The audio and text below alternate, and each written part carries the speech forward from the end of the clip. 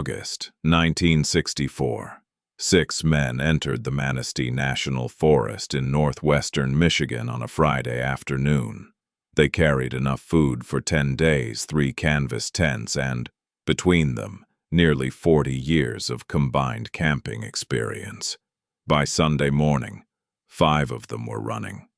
The 6th was never found. If you've come here for stories pulled from the quieter corners of history, accounts that were filed away, hushed up, or simply never believed, then stay with me. Subscribe to the channel. Some of these records weren't lost by accident. Some of them were put somewhere dark on purpose.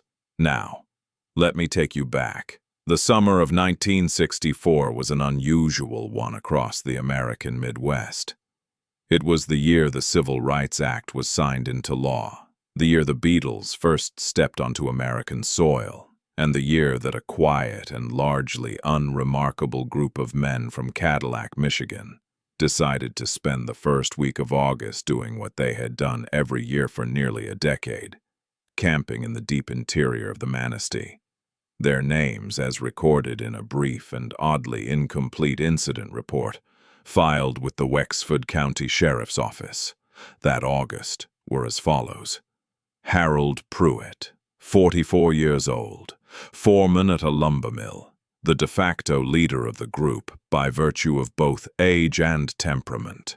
Raymond Kowalski, 38, a quiet man who taught high school mathematics and spent his summers trying, unsuccessfully, to forget about it. Donald Marsh, 41, Harold's brother-in-law, heavy-set, cheerful, the kind of man who told the same 4 jokes in rotation and laughed hardest at all of them. Eugene Tarbell, 36, the youngest of the veterans in the group, a postal worker with a particular fondness for fly fishing. Arthur Lund, 51, a retired Navy man who had, by his own account, seen enough of the world to know that most of it was nothing to be afraid of.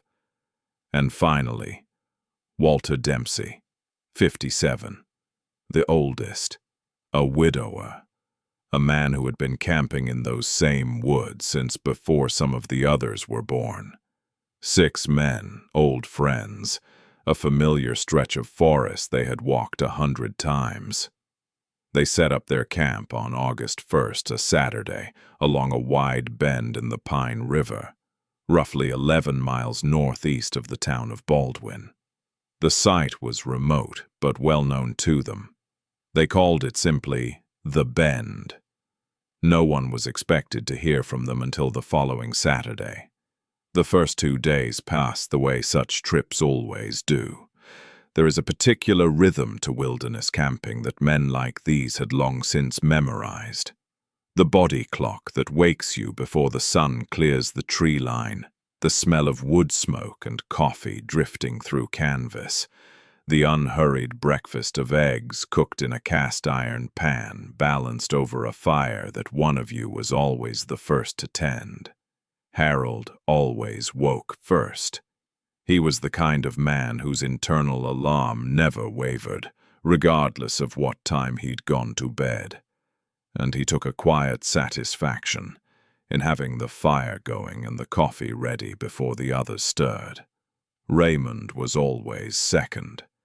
He never said much in the mornings, just accepted the tin cup Harold handed him and stood at the river's edge staring at the water. Donald and Eugene would fish through the afternoons, and Eugene, who was good at it, usually caught enough for a shared dinner. Arthur would read. He'd brought 3 paperback westerns, and he rationed them carefully. Never more than 50 pages a day, making them last. Walter would walk. That was his habit, and had been for as long as any of them could remember. After breakfast, Walter would take his walking stick, a gnarled piece of ironwood he'd had for 30 years, and simply disappear into the trees for 2 or 3 hours. He always came back. He knew those woods the way some men know their own neighborhood. Better, perhaps. On that first Sunday afternoon, he came back quieter than usual. Harold noticed it because Harold noticed everything. But he didn't press. Men were entitled to their moods. By the second day, the fishing was good. The weather was clear and warm with a mild breeze off the water. And the conversation around the fire that night was the kind that only happens between people who have known each other long enough that silence is comfortable. The occasional joke, the occasional memory. Long stretches of nothing that needed to be filled. Donald told his 4 jokes. Everyone laughed. Raymond looked at the stars. Arthur finished his first Western and began the second. Walter sat at the edge of the firelight, just outside it really, and watched the tree line across the river. He didn't say much, but then he rarely did. On Monday morning the birds were gone. Not all at once. That is, no one could say precisely when they stopped. But Raymond, who was always the first one up after Harold, mentioned it while they were drinking their coffee. He said it the way you mention weather, matter-of-factly. "Quiet this, Emma. Quiet this morning," he said. "Birds aren't up yet." Harold listened and realized Raymond was right. On previous mornings, the pre-dawn had been alive with sound. Warblers, thrushes, the persistent hammering of a woodpecker upstream. That morning, there was nothing. Just the river. They didn't think much of it. That afternoon, Eugene came back from the river early. He said the fish had stopped biting around noon, which was unusual. More than that, he said the river felt different. When Harold asked him to explain what he meant by that, Eugene thought about it for a while, and then said that it felt like the water was moving wrong. He knew how that sounded, he said. He just didn't have a better way to describe it. That evening, Donald found tracks. He'd gone into the trees to collect more firewood, about 40 yards from camp, and he called the others over to look. The tracks were large, very large, pressed deep into the soft earth between 2 fallen logs. They were vaguely canine in shape, but distorted, elongated. The stride between them was remarkable. Harold knelt down and measured the distance between 2 prints with the span of both hands, fingers extended. It was nearly 5 feet. "Bear," Arthur said. He said it with the confidence of a man who had seen bear tracks before. Harold didn't argue, though he didn't entirely agree either. Bear tracks had a different quality to them, a different weight distribution. These were wrong in a way he couldn't quite articulate. Walter looked at the tracks for a long time without saying anything. Then he said, "We should keep the fire burning tonight." Nobody thought that was a strange thing to say. Not yet. That night, sometime after midnight, Harold later estimated around 1:15 in the morning, he was woken by a sound. He described it, in the incident report, as follows. "Like a dog, but deeper than any dog I've heard, and longer. It went on longer than a dog howl ought to." He lay still in his sleeping bag and listened. The sound did not repeat. After a while, he heard Walter shift in the tent beside him, and Harold knew that Walter was awake too and had heard it. Neither of them spoke. In the morning, neither of them mentioned it. Tuesday was the day the atmosphere shifted. It is difficult to describe precisely what changes in a group of men when fear begins to take root. Because at first it doesn't announce itself. It moves through a camp the way a cold front moves through air, not seen but felt. A change in pressure, a thickening of something. Eugene found the fish. He'd gone downstream about a quarter mile to a pool he'd had luck at before, and he found the bank littered with them. Dead fish, 2 dozen at least, some of them quite large, scattered along the bank and into the shallows. They hadn't been caught and discarded. They hadn't been eaten, not fully. Something had pulled them from the water and left them there. As though in the middle of feeding, it had simply lost interest and moved on. Donald made a joke about it. Nobody laughed. That afternoon, a dog, a brown and white mixed breed that had followed Donald into the woods for the last 3 years, a good-natured animal named Buck, refused to leave the camp. He had spent every other afternoon ranging through the trees freely, always returning at dinner time. That Tuesday he crawled under Donald's cot and stayed there. He would not come out for food. He would not come out for anything. At dinner, Walter finally spoke about what was troubling him. He said that on his walks, beginning that first Sunday, he had started finding places in the forest where something large had been lying down. Depressions in the undergrowth, in areas sheltered by thick brush or deadfall. He'd found 4 of them. Each one was roughly the same size. Each one smelled, he said, like something wet and animal and wrong.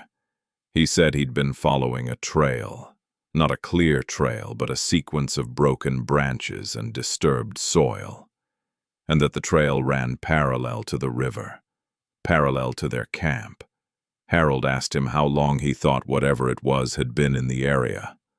Walter said he didn't know, but the first resting place he'd found, the one furthest upstream, had old grass, bent down beneath the new growth of a disturbed area. He said it looked like it had been used more than once, over a period of weeks. Arthur said that everything Walter was describing had a rational explanation. Large animal, possibly a bear with an unusual gait, possibly a wolf. They were rare in that part of Michigan, but not unheard of. Walter nodded and said yes, possibly. He didn't say what he actually thought. Not then. That night, Donald's dog began to whimper around 10 o'clock. Low, continuous, pathetic. Donald couldn't get him to stop. Around 11, the whimpering simply ceased. Donald checked and found Buck still alive, still under the cot, eyes wide and fixed on the tent wall as though he could see straight through the canvas into the dark beyond. Then, from across the river, there was a sound of something moving through brush. Heavy, deliberate, moving parallel to the camp, upstream to downstream for approximately 30 seconds. Then silence. None of them slept much that night. Wednesday, just before dawn, Raymond was outside. He'd gotten up to relieve himself and was standing at the river's edge, and he saw it. He didn't say anything to the others until breakfast, and even then he was reluctant. Raymond was not a dramatic man. He taught mathematics. He chose his words carefully and did not say things he wasn't certain of. He said he had seen a shape across the river, on the far bank, standing in the tree line. He said it was tall. He said that even accounting for the pre-dawn dimness and the distance, perhaps 60 feet of water between them, he was certain that it was tall in a way that was not consistent with a bear. Bears, even standing, have a particular silhouette, a heaviness to the shoulders, a rounding of the back. This was upright, straight, and it was watching him. He said he stood very still, the way you stand when you don't want whatever you're looking at to be reminded that you're there. He stood still for what felt like a long time. And then the shape, without any hurry, without any startlement, simply turned and moved back into the trees. He said it moved wrong. He paused, and Harold asked him what he meant by that. Raymond thought for a moment in the way he did when choosing precise language, and then he said, "It didn't move like something that was afraid of being seen. It moved like something that didn't care either way." Walter put down his tin cup and looked at the far bank. Nobody said what they were thinking. Wednesday night was when it came to the camp. The best reconstruction of events, drawn from Harold's statement, Raymond's statement, and a partial account given by Eugene to his wife and later relayed to investigators, suggests the following sequence. Sometime around midnight, Donald's dog began screaming. Not barking, not whimpering. Screaming is the only word any of them used, independently, to describe the sound. A sustained, frantic, desperate vocalization that jolted all 5 men awake and upright within seconds. Harold was the first out of his tent. He had a flashlight. The camp was quiet, except for Buck, who was still beneath the cot, still making that sound. Harold swept the flashlight around the perimeter of the camp.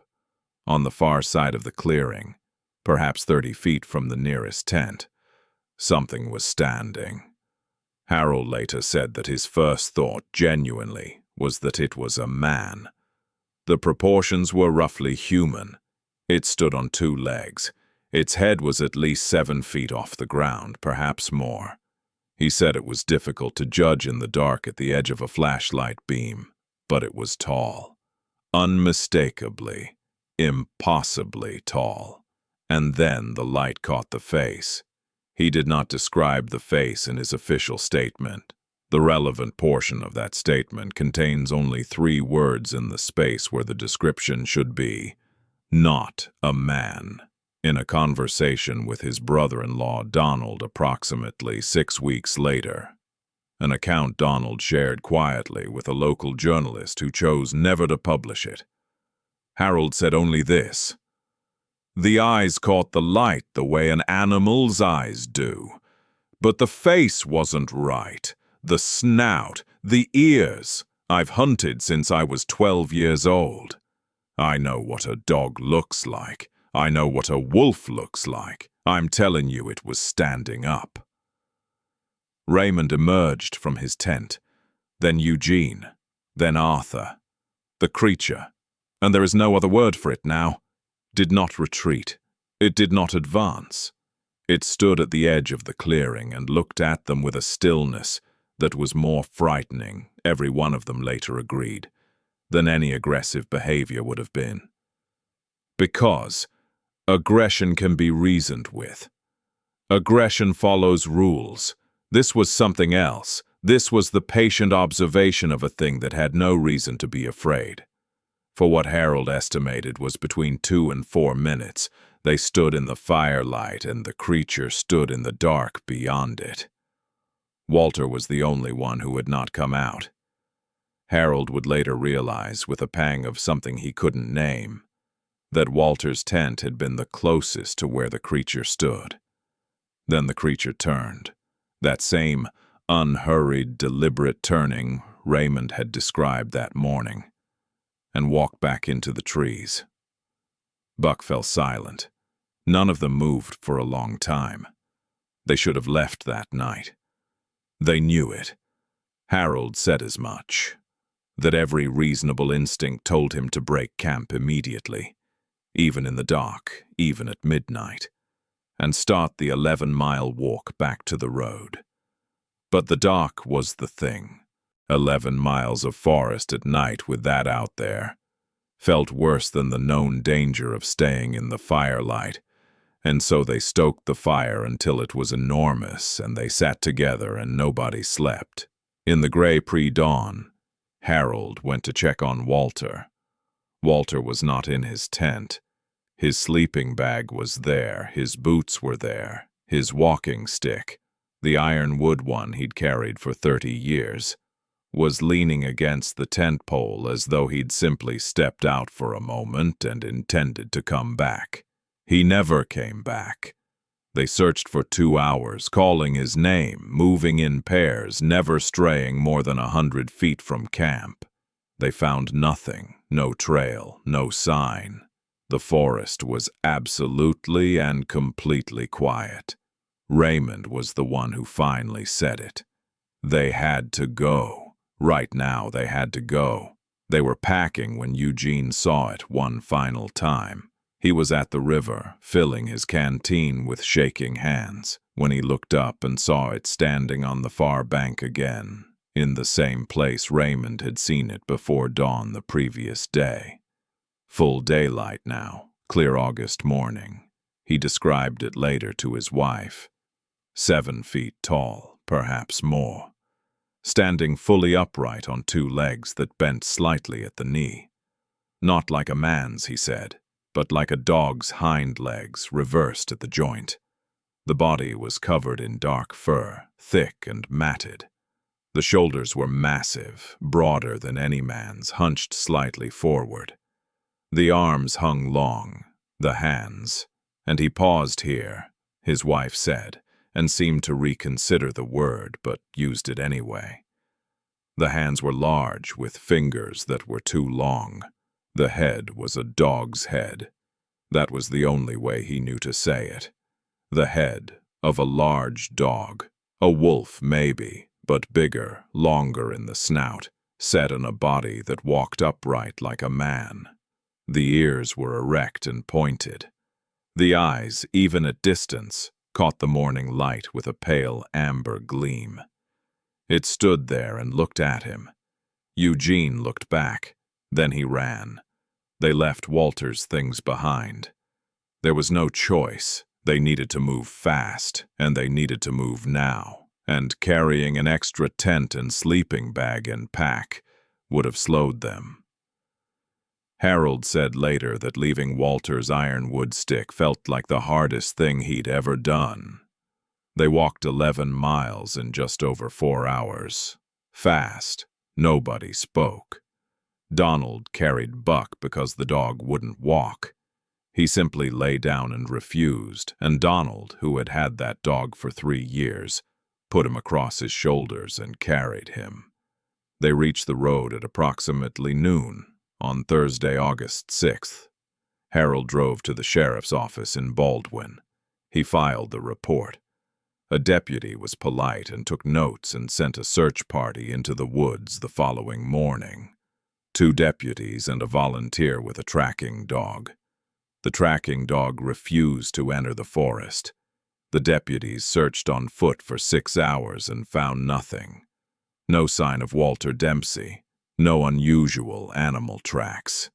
The camp, when they reached it, had been disturbed. Walter's belongings were scattered. His sleeping bag was outside the tent, spread flat on the ground, as though laid there deliberately. His walking stick was gone. Walter Dempsey was never found. The official report filed by Wexford County lists the disappearance of Walter Allen Dempsey, age 57, as an unresolved missing persons case. The cause is listed, as of the last update to that file, in 1967, as unknown. There is no mention of an animal encounter. There is no mention of any creature. The portion of Harold Pruitt's statement pertaining to what the men saw on the night of August 5th and the morning of August 6th was, in the version of the report I was able to locate, redacted. Not lost, not missing, redacted. A clean black line drawn through 4 paragraphs with a ruler. I have a copy of the unredacted version. It took me 11 years to find it. I will not say where. Harold Pruitt died in 1981. He did not return to the Manistee. He did not camp again, ever, in any location, after August 1964.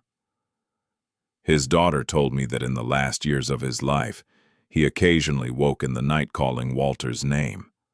Raymond Kowalski resigned from teaching in 1965. He moved to Arizona. When contacted by a researcher in the mid-1970s, he declined to discuss the events of August 1964 and asked not to be contacted again. Donald Marsh lived until 1994.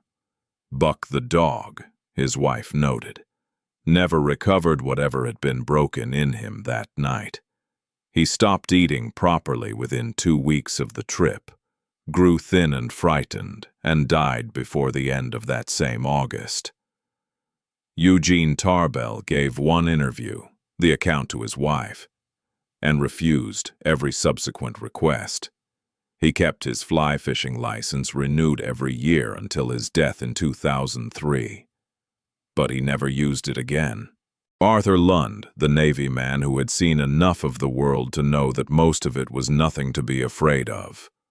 Arthur Lund moved back to the town where he'd grown up in Vermont, began attending church with a fervor his family described as uncharacteristic, and would not speak of Michigan at all. In 1987, a roadside musician and radio host named Steve Cook recorded a novelty song about a creature he called the Michigan Dogman, a 7-foot wolf-like entity said to walk upright and appear in the state's heavily forested counties on 7-year cycles. Cook claimed he invented the creature as an April Fool's joke. The song became unexpectedly famous. Hundreds of people called in to say they had seen it. Cook later said quietly that the volume of those calls disturbed him. "I am an old man now. I spent the better part of my adult life collecting accounts like this one, pulling on loose threads in official records until the whole fabricated seam began to unravel. I have read things I cannot unread.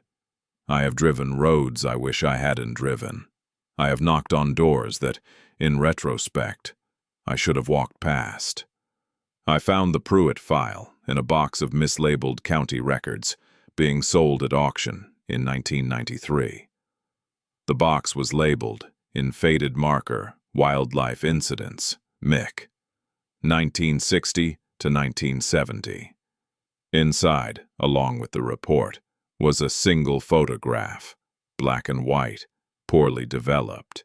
It showed the camp at the bend in the Pine River, taken apparently from across the water.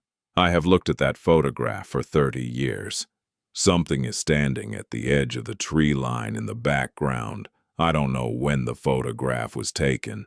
I don't know who took it. It was not listed among the official documents. It was not supposed to be there. Walter Dempsey walked into the Manistee National Forest on August 1st, 1964, carrying an ironwood walking stick he had owned for 30 years. The stick was never recovered. The forest is still there. And whatever came to that camp on the night of August 5th, whatever stood at the edge of the firelight and watched those men with the calm patience of something that had no reason to hurry, it did not need the dark to feel safe. It was there in the daylight, too. And if the accounts I've spent my life collecting have taught me anything, it is this. Things that old, things that patient, they do not leave. They simply wait for the next group of men who know the woods well enough to feel safe in them.